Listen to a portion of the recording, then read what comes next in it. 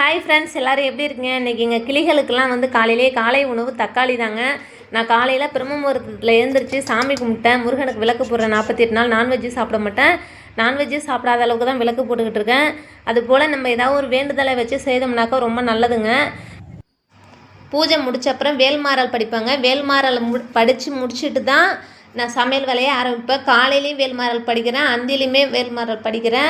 நீங்களும் இது போல் படிங்க, ரொம்ப நல்லது. நம்ம முருகப்பெருமான் வந்து வேண்டினதை கொடுப்பாரு. கண்டிப்பாக மனசார அவரை நினச்சி வேண்டினோம்னா நமக்கு வேண்டியதை தராருங்க. கண்டிப்பாக வேண்டுங்க.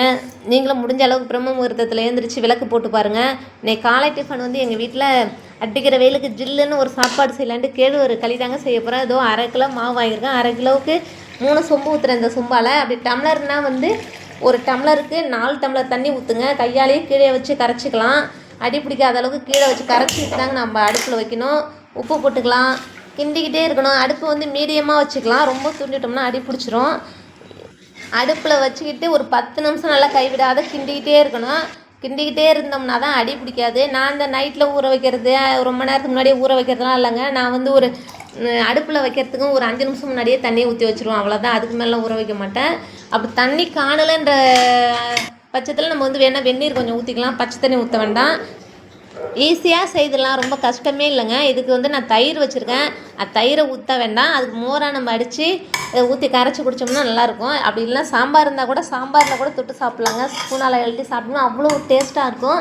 நான் வந்து தயிர் எங்கள் வீட்டில் இருக்குது, அதனால் இது வந்து நல்லா மிக்ஸி ஜாரில் அடிச்சுட்டு பாருங்கள். தண்ணி ஊற்றா தான் நான் அடிக்கிறேன். தண்ணி ஊற்றணும்னா நல்லா வெளியில் தான் தெளிக்குது, வெண்ணையே வரமாட்டேங்குது எனக்கு. நான் முன்னாடியே இப்படி தான் செய்வேன். இப்போலாம் பாருங்கள், எனக்கு இது ஈஸியாக முடிஞ்சிடுது வெண்ணெய் எடுக்கிறது. காலைல ஒரு 8:30 தான் நான் மிக்சியில் போட்டு அடித்தேன். அந்த விடிய காலமே மிக்சியில் போட்டு அடித்தா தான் வெண்ணெய் வரும்ன்றது அப்படிலாம் இல்லை. பாருங்கள், காலைல 8:30 தான் நான் வந்து களியை செய்துட்டு தான் இதை அடித்தேன். ஈஸியாக இருக்குது. எவ்வளோ வெண்ணெய் வந்துருச்சு பாருங்கள். இவ்வளோ வெண்ணெயை சாப்பிட்டோம்னா உடம்புக்கு எவ்வளோ கெடுதல். நான் ஏற்கனவே 2 நாளைக்கு முன்னாடி எடுத்து வச்சுருக்கேன். கோதுமை ரவை கஞ்சி செய்யும் பொழுது பாருங்கள். இது வந்து தண்ணி ஊற்றாத அளவுக்கு மிக்ஸி ஜாரில் போட்டோம்னா தாக்க நல்லா வெண்ணெய் திரண்டு வருது. நல்லா கரைச்சிட்டு ஒரு சின்ன வெங்காயம் இல்லை பச்சை மிளகாய் தொட்டுக்கிட்டு சாப்பிட்டோம்னாக்கா அவ்வளோ ஒரு டேஸ்ட்டாக இருக்குங்க. உங்களுக்கும் பிடிச்சிருந்தா லைக் பண்ணுங்கள், சப்ஸ்கிரைப் பண்ணுங்கள். இது போல் டெய்லி இட்லி தோசை சாப்பிடாத அளவுக்கு கேழ்வரகு களி, கோதுமை ரவை கஞ்சி, வேறு மற்ற எல்லாமே கலந்து சாப்பிட்லாங்க. நாங்கள் வந்துட்டு இட்லி வந்து வாரத்தில் ஒரு நாள் இப்படி தான் சாப்பிடுவோம். மற்றபடி கேழ்வரகு களி அப்படி இல்லைன்னா கஞ்சி தான். செம்மையாக இருக்குங்க. காலையிலேயே இந்த பச்சை மிளகா அது நம்ம தோட்டத்துலேயே பறிச்சது தான்.